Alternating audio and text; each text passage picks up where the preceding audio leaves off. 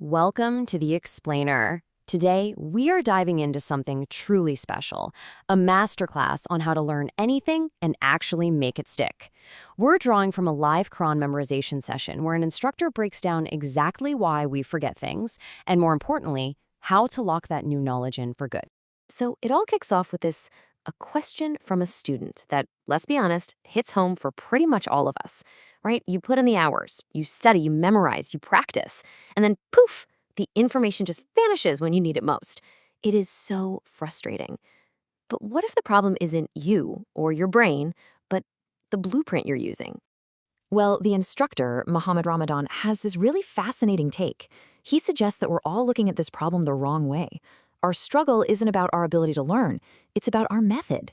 Think about it. We get obsessed with quantity. How many pages can I read? How fast can I get through this chapter? But we totally ignore the quality of how we're learning in the first place. Okay, so what is the first step to high-quality learning? Well, it's a tactic that works for everything. I mean, from dense scripture to a complex science textbook. You have to deconstruct it. You take this massive, overwhelming mountain of information and you break it down into small, manageable little pieces. So, the instructor uses a long verse from the Quran as his example. And when you first look at this, your brain just kind of shuts down, right?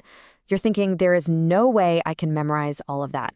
It just looks like a solid wall of text. But this is where the magic really starts to happen.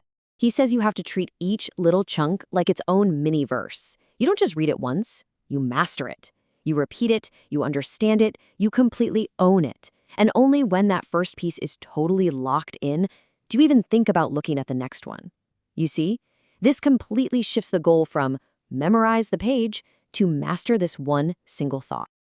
Okay, so we've chopped the information into bite-sized pieces. Great, but how do we file it away so we can actually find it later?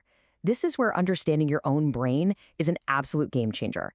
The best way to think about it is that your memory has two totally different filing cabinets. This right here is exactly why cramming for a test is such a disaster. When you're frantically studying the night before, you are literally, and I mean literally, telling your brain, hey, this is just temporary, I only need this for a little while. You're basically sending a signal to put it in that messy, temporary cabinet that gets cleared out every night. And yep, that quote just nails it, doesn't it? The information served its temporary purpose, and your brain did exactly what you told it to do. It tossed it. So the real goal here is to figure out how to consciously signal to your brain that this new info, it belongs in the permanent archive. Now, here's where it gets really interesting. It's not just about repeating things over and over. The way you get information into your brain in the first place is hugely important. The instructor points out that every one of us has a dominant learning style. And you know what? Most of us have no idea what it is. He asks this super simple but really profound question. Are you a listener or are you a looker? Think about it. An auditory learner could struggle for hours reading a text, but then absorb it almost instantly just by listening to it a few times. On the flip side, a visual learner needs to see the words on the page to create a mental picture. Trying to learn against your natural style is like trying to write with your non-dominant hand. Sure, you can do it, but it's going to be slow, messy, and just plain inefficient. So, the takeaway here is huge. Self-awareness is a learning superpower. Seriously, just figuring out if you're an auditory or a visual learner and then leaning into it, listening more, or looking more, that one little change can slash your learning time. And that brings us to the final and maybe the most powerful piece of this entire puzzle. Okay, so we've broken the information down, we've used our best learning style to absorb it. Now, how do we give our brain that final, unmistakable signal to move this stuff into the permanent archive for good? The secret, believe it or not, is in this number.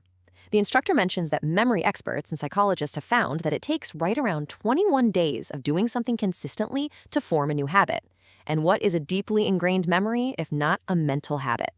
The scientific principle at work here is something called spaced repetition. By reviewing the exact same information every single day, you're literally building and reinforcing a neural pathway in your brain. You're telling your brain over and over, hey, this matters. Don't you dare forget this. It's not just about memorizing anymore. It's about making recalls so automatic it feels like an instinct. And the way you apply this is just beautiful in its simplicity. You take that one small piece of information you mastered back in step 1, and for the next 21 days, you review it every single day.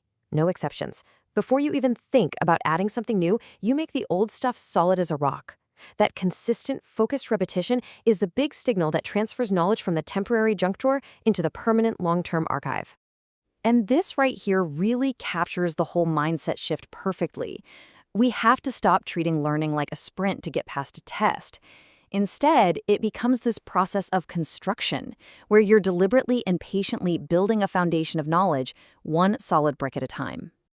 So really, the takeaway from this whole session is a powerful 3-step blueprint that goes way beyond just memorizing text. Deconstruct it, know your style, and repeat it for 21 days. And that leaves us with one final, really thought-provoking question for you.